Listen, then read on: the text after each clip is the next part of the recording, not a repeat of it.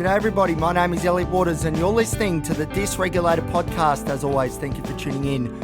Alright, so the latest, what's the latest news? Yes, I've been to the psychiatrist at James Fletcher Hospital. I've had my appointment. Now remembering my goal was to get off, or at least start the process to get off medications and get that moving and maybe look at an admission somewhere like Ishmu or Bloomfield out in Orange, the extended stay ward. And I can confirm that none of those things have happened. Oh, I'm not even joking. None of those things have literally happened. So instead I'm on a new medication, which is replacing an old medication. So my net number of medications is still 7. But yeah, no admission at this stage. It seems to me that the reason that there's no admission so much is they seem that these wards must do their own sort of intake sort of thing. And me seeing the psychiatrist for this appointment is in a different sort of, I don't know, it's part of the Newcastle mental health community team, whereas I think Ishmu does their own thing and Bloomfield out of Orange, they do their own thing.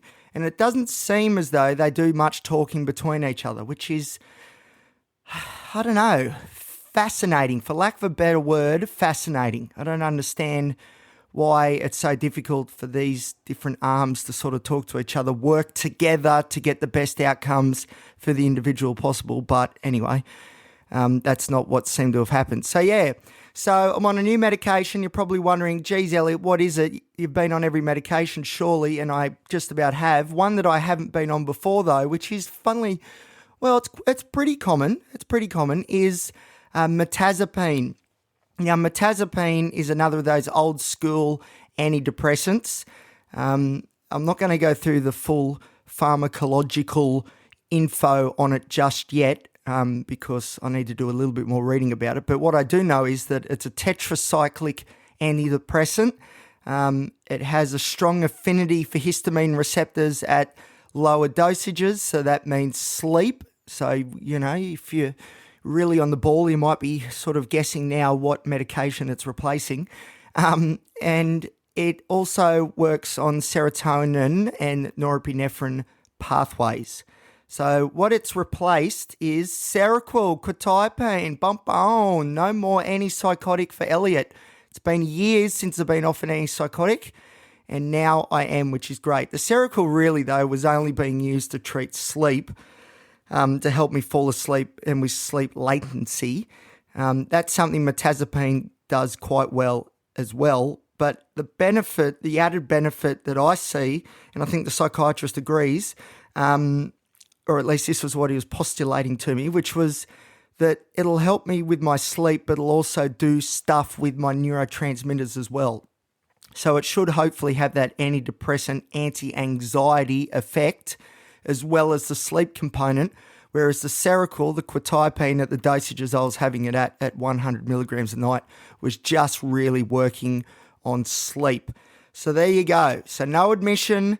I did make the point pretty clear that things have been pretty tough, but that didn't seem to... Well, this is what happened. So I said, I'm going to go more into this when I can. I've been very... My social capacity has been on empty as always, but very much so the last week or two. That's why there hasn't been a podcast episode updated for a little bit, because I just haven't had the energy or the oomph to get it out there. So this episode is always going to be a little bit shorter, but to get the sort of main point across. I'm going to go into this a little bit more detail. Here we go. Here's that ADHD moment again. What was I thinking? What was I saying? Quick, somebody tell me. What was I saying? I was making the point clear that things have been pretty difficult and I'd be willing to go anywhere. And I said Morisset as well. And he sort of ummed and ahed about Morisset. He said, oh, yeah, that could be an option, but, they would have to look into that. And there was a lot of this talk, Ishmu, they would have to look into your referral. Bloomfield, they would have to. So it's a lot of they and not us. In other words, like I said, I think these cogs are moving quite distinct of each other. But with the Morisset thing, he did say, oh, no, but it's for people, with schizophrenia, who are suffering psychosis or with manic bipolar disorder and all this stuff. And I was like, yeah. I said, yeah, let me guess. I'm too functional. I'm too bloody functional, so you don't want anything to do with me. That's essentially what I've been told yet again. Now, I hate to make this point clearer, but it appears, it's been made pretty clear to me now, that you've got to be right at the edge of life itself for these extended wards to sort of take any notice. So for me to get to Morisset or even back to Ishmael, it seems, or somewhere like Bloomfield, which was top priority, which was number one on my list, you've got to be making some noise. You know what I mean? You've got to be the squeaky wheel. You've got to be making threats, whether it's to yourself or, other people, although we don't want to be doing this, of course. There's no... avoiding that at all costs is important. But unfortunately, I'd say my guess is because the system is so stretched, especially here in New South Wales, and I've done an episode on that previously about the mental health system. You can look that up. It's a beauty and it explains all. But I'd say because of the lack of, beds available, doctors available, et cetera, they've got to triage these things in a way that is sustainable for the system. And unfortunately, unless you're right at the edge, you're not going to probably get a look in, which is hard because, I made this point clear too. That I said, yeah, I'm high-functioning autism, but high-functioning doesn't mean I'm any further away from disaster than, any other level of autism, for example. I'm going to look this up. I haven't looked at the research on this as much as I need to make this claim, but from what I gather, quite often people who are level 1 or deemed high functioning with autism seem to be the more prone to suicidal attempts than, say, a level 3 who could be, for example, non-verbal but lower functioning theoretically. But those with high functioning autism, as a doctor once said to me, and I'm sure I've said on the show before, the thing with high functioning versus low functioning is often people with low functioning autism aren't quite aware that they have the deficits that they do, But those who are high functioning autistics, we are very, very aware of our, social shortcomings and the other effects of this disability. And that causes lots of stress, lots of anxiety and lots of depression. Because we see it every day. We walk around, we have conversations with people, every day it is reaffirmed to me, it's reinforced that the way I see the world, the way that I perceive things and my ability to engage with, say, other people is a little bit different than the supposed normal. So this is what the point I was trying to make to the psychiatrist was, that although while I'm sitting here right now, I'm not suicidal as such, that doesn't mean, though, that just because I'm presenting here and able to have insight, I'm telling you, insight and potential, they're the two words I've got to get rid of. I'm sick to death of them.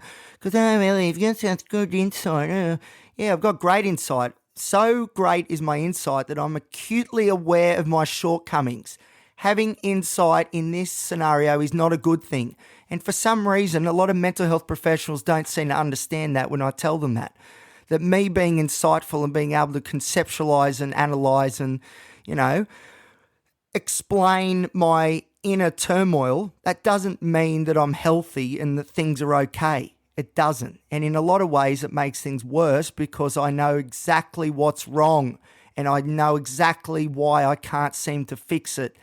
I don't know the exact answer, but I know the rest of the story, and that in itself is very depressing and causes some pretty bad thoughts. So, that's the point I was trying to stress, and unfortunately, I didn't get it. Well, no, I got my point across, but, it wasn't taken on board like I was hoping. I was hoping to go in there and I'd have an admission somewhere.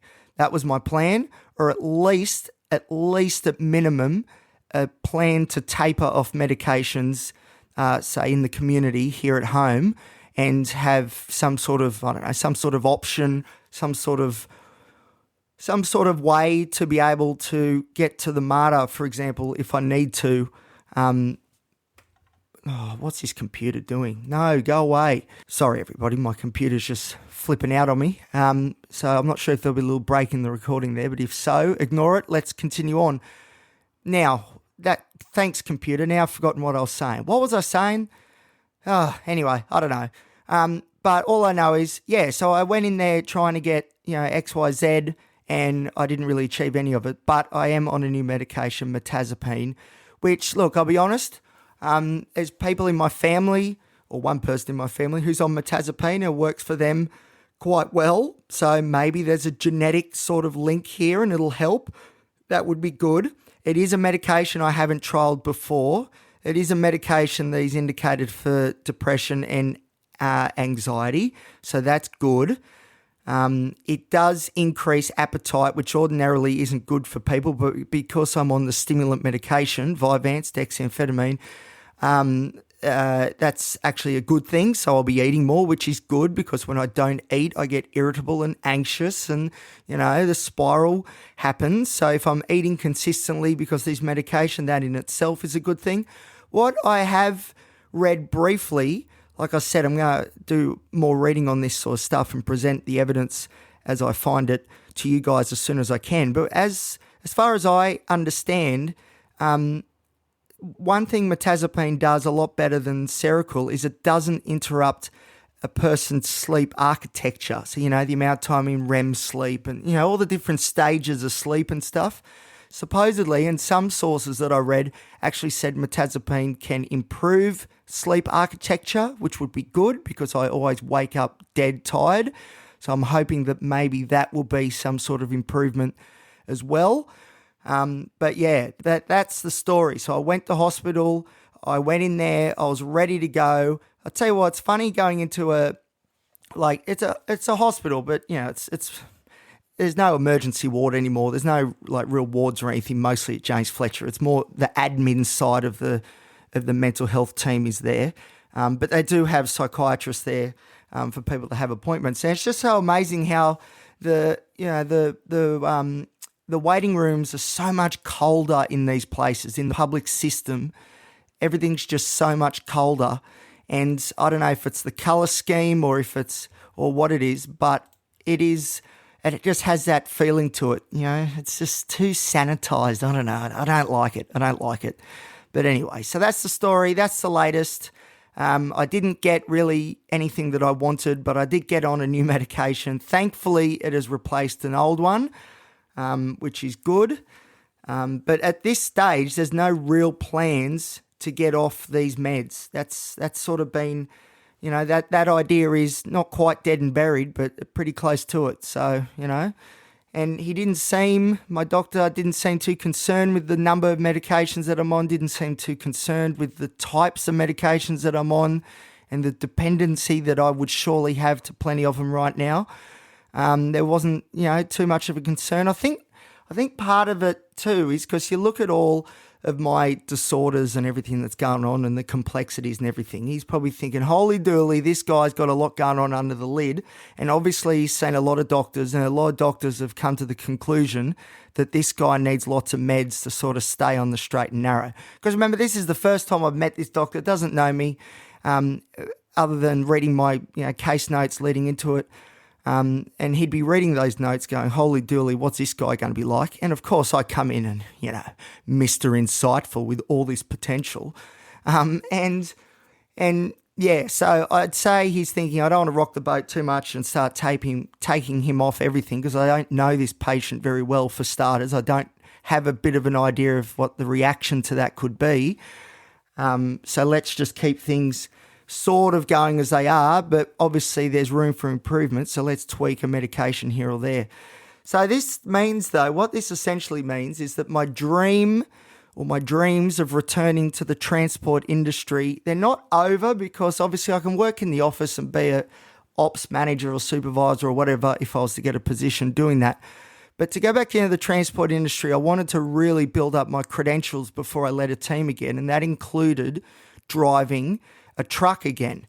And with the medications that I'm on, although Seroquel was the one right at the top of the list that would have stopped me most likely from getting a job, being able to be a heavy vehicle operator again, because of how sedative it is, Mirtazapine is, it's sort of the same deal. It's the same thing. It's going to show up. Clomipramine another one, pregabalin as well.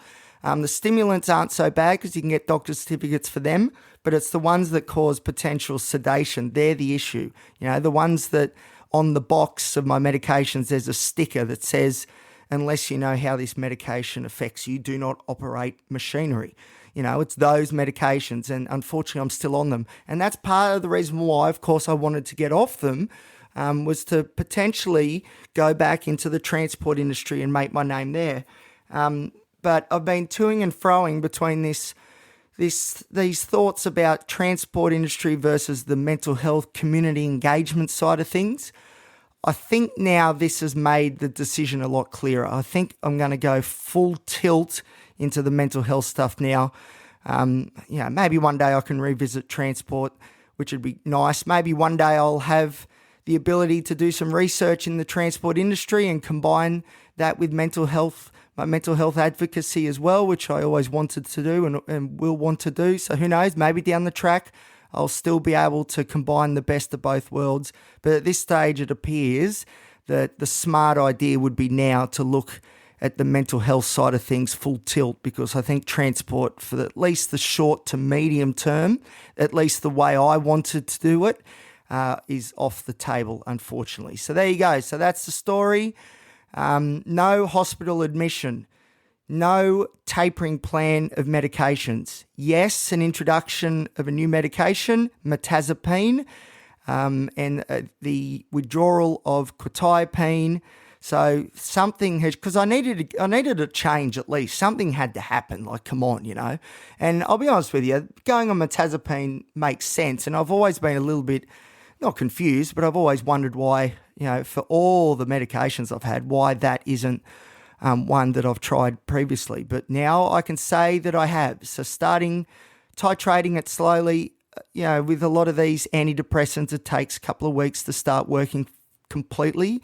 So I can't report yet on the efficacy of the medication, but I'm giving it a go. There's a bit of hope again, because I am hopeful that this medication, all I want to do is dial back the anxiety just enough, and those obsessive, constant thoughts, just enough that my psychology work, that's me being a client, that is, my psychology interventions on the self can then take hold, because it's still the same story. Psychology for me is the way forward.